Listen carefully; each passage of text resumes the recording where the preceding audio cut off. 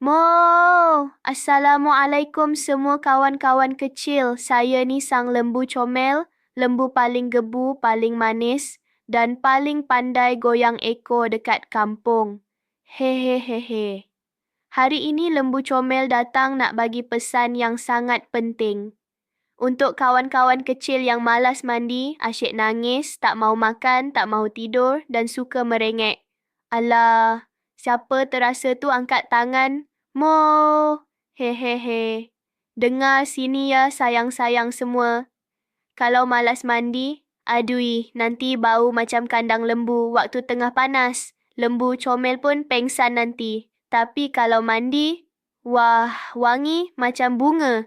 Bulu pun jadi lembut sampai lembu comel rasa nak gosok pipi sendiri. Mo! Kalau tak mahu makan pula, perut nanti berbunyi kuat macam lembu lapar. Mo! Macam bunyi hon lori. Tapi bila makan walaupun sikit, badan jadi kuat. Boleh angkat beg sekolah, boleh berlari, boleh lompat macam anak lembu happy.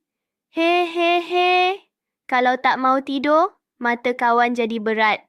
Lebih berat daripada badan lembu, comel duduk atas rumput. Kalau mengantuk sangat, nanti jalan pun senget-senget. Macam lembu comel tersadung batu, mo malu.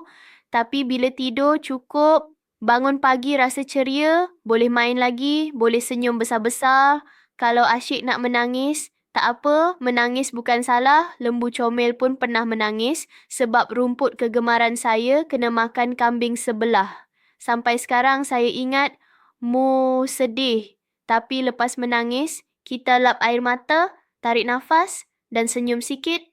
Terus hati jadi ringan.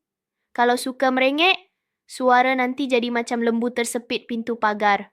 Mu, mu, mu. Kelakar tapi penat tau. Cuba tarik nafas panjang. Hu. Lepas tu tiup perlahan. Fu. Terus lega. Lembu comel pun selalu buat. Kawan-kawan kecil semua hebat, comel dan bijak. Jom mandi supaya wangi, jom makan supaya kuat, jom tidur supaya segar, jom berhenti menangis dan jom senyum sampai pipi naik sebelum lembu comel balik. Saya nak bagi satu mo paling kuat. Mo, sayang semua, jumpa lagi.